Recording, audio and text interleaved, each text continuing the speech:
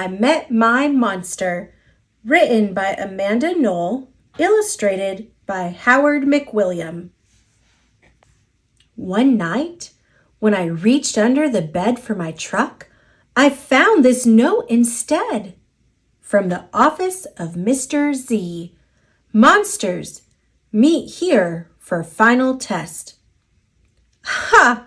My parents were obviously trying to trick me into staying in bed. I didn't believe in monsters.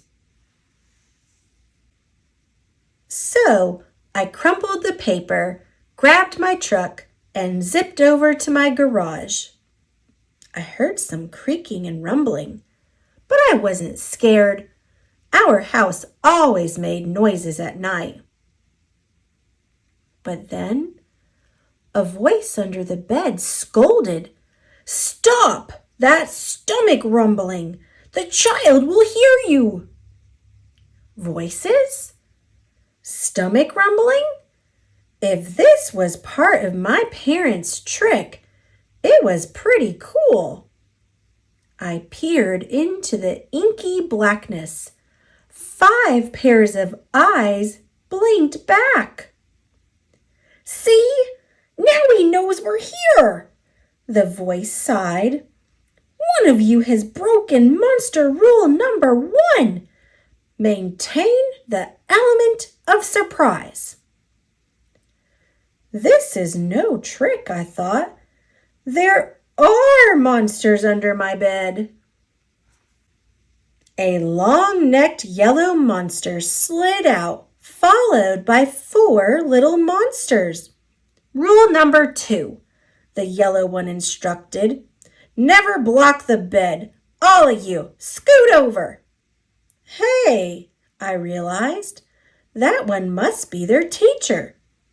I sat up straight, mesmerized by the monster parade shuffling across my bedroom. "That's better," the teacher monster said. "Access to the bed is clear. Now, who knows rule number 3? The purple monster teetered on his tiptoes and gurgled, "Get the child into bed." "That's correct, Genghis. And how would you do that?" "Well, Mr. Z, I would roar my scariest roar." "All right, give it a go." Genghis took a deep breath, opened his mouth, and let out a tiny blurp. Stomach rumbling would have a better chance of getting me into bed than that funny little noise, I laughed. "The child is right," said Mr. Z, shaking his head. "That was not sufficiently scary. Genghis, I'm sorry. You're not the best monster for this child." There was some creaking as Genghis slunk beneath the bed. Before I could investigate where Genghis had gone, Mr. Z asked, "Now, who wants to try to get the child into bed?"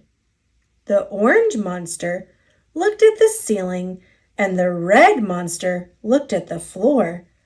Only the green one looked at me. First, he stared at my toes and started drooling. Then he took a step toward me, and I heard that rumbling noise again. I sprang into bed so he couldn't get my feet. Mr. Z blinked. "Very unconventional, Gabe.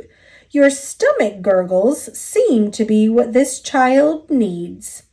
What I needed was to make sure this little Gabe monster didn't eat my toes. "Right, you 3. The child is now in bed," said Mr. Z. "As every monster knows, the ultimate objective is rule number 4. Who can tell me what that is?" The orange monster bounced and squeaked, "Keep the child in bed until it falls asleep." Correct, Morgan. And how would you accomplish that? Shadow puppets! Shadow puppets! She squeaked again. Gabe whistled through his nose, and I snickered. But Mr. Z said, "Interesting idea. Try it." Morgan hopped onto my night table and flailed her arms near my lamp. Silly shadows blobbed onto the wall, and a cloud of fluffy fur tickled my nose. Achoo! "Morgan, stop at once," Mr. Z ordered. "You're supposed to scare him, not make him sneeze. I'm sorry, but you're not a match either." Morgan's arms flopped to her side, and she scuttled under my bed. There was some more creaking, and Morgan was gone. After all that sneezing, I really needed a tissue. Suddenly, a huge shadow of uncut claws loomed across my room. Awesome, I thought, and kind of scary. I froze in place. "Powerful performance, Gabe," said Mr. Z. "But do either of you see a problem?" "Oh, I know," chirped the red monster. "The child is out of bed again." "Correct, Abigail," Mr. Z continued. "And one of you must get him back in. Let's revisit rule number 1. Maintain the element of surprise." All at once, poof! The monsters vanished. Then I heard more rumbling. Were they hiding in my closet, making noises to scare me? Ha! No, it was only my stomach grumbling. All this excitement was making me hungry. I tiptoed past the closet and peeked out the door. So far, so good. No monsters. Then I stepped over the squeaky stair and sneaked down to the kitchen. As I reached into the pantry, I heard some chattering behind me. I sure hoped it wasn't that toe-loving Gabe. I yanked open the fridge. Ha! It wasn't Gabe. It was just the red monster shivering on the shelf. "Found you," I laughed. "Nice try, Abigail," said Mr. Z, "but this isn't working. You're not the right monster for this child." "But Mr. Z," she whined, "it's not my fault. He's not scared of me." "I'm sorry, Abigail. Let's go." Abigail clumped behind Mr. Z. When I heard the creaking, I knew she was gone. I grabbed some crackers and headed upstairs, wondering if Gabe was gone too. I munched all the way down the hall, then went into the bathroom to brush my teeth again. When I opened the door a minute later, Gabe was definitely not gone. He was right there, and he was huge. I charged into my room and slammed the door. When I leaped into bed, I knew my toes were safe. Whew! I was surprised to hear breathing under my bed, ragged breathing, and stomach rumbling. "Hey, kid," Gabe growled. "Good to see ya." I pulled my covers up tight. "Now, if you don't mind, I'd like to start the evening with an ominous puddle of drool." I peeked over the edge of the bed. Green ooze spread soundlessly from underneath. Then the bed quivered as Gabe unfurled his spiked tail. "Well, this looks quite promising," Mr. Z noted. When I heard some more creaking, I knew Mr. Z was gone. I was alone with Gabe.